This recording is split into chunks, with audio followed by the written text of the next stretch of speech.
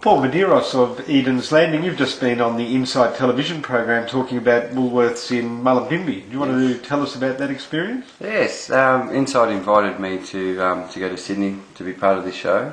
As I later found out, was to do with competition and how Woolworths affects small businesses.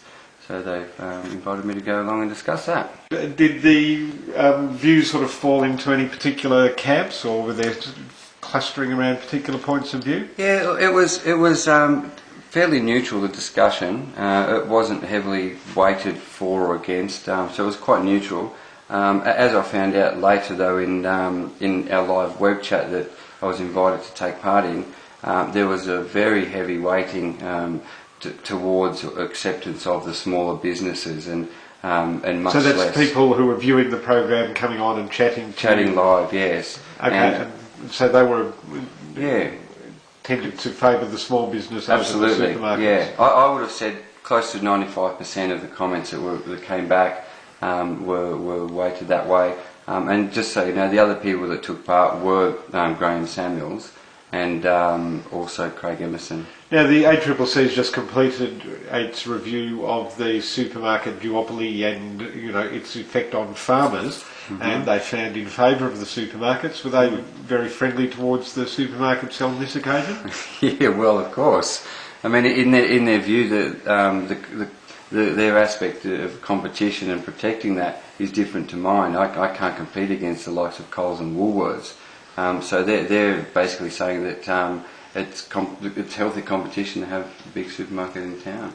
But I disagree.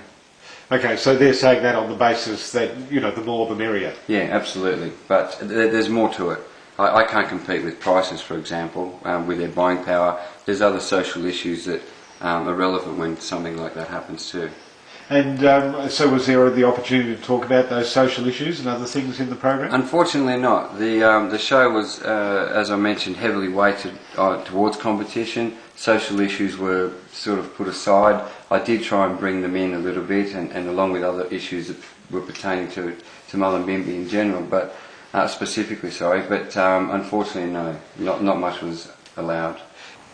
So, Paul, looking at the year-and-a-half-long campaign that the Mullumbimby Community Action Network has been waging against Woolworths in Mullumbimby, how do you see the Insight program fitting in with that overall campaign? Yeah, I think it's fitted in very well. It's given the campaign a lot of exposure. Obviously, nationally, it's quite a large forum Insight show. So, if any exposure that we get is going to be good. I've found that in the last year and a half, as I've researched this whole thing, that the more people find out about the cause, in this particular case, the Mullumbimby cause against Woolworths, the better. The more voice you have, and the more powerful you're going to be.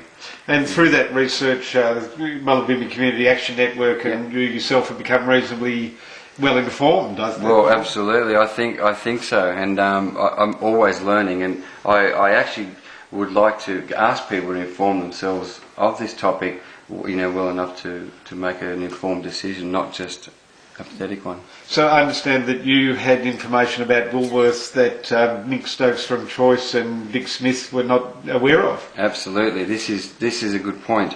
Through the research that I've been doing, in the last year and a half, I found out that Woolworths are one of the largest operators of poker machines through their hotel interests, and this is something that is surprisingly not very public. Now, when I was in conversation with Nick Stokes from Choice and with Dick Smith at the beginning of the show, they both had no idea that this was the case. So much so that Nick Stokes, his press secretary or press assistant, asked me to keep in touch with him regarding that topic. And hopefully we'll be able to get them out here, to discuss that and other issues and make it public.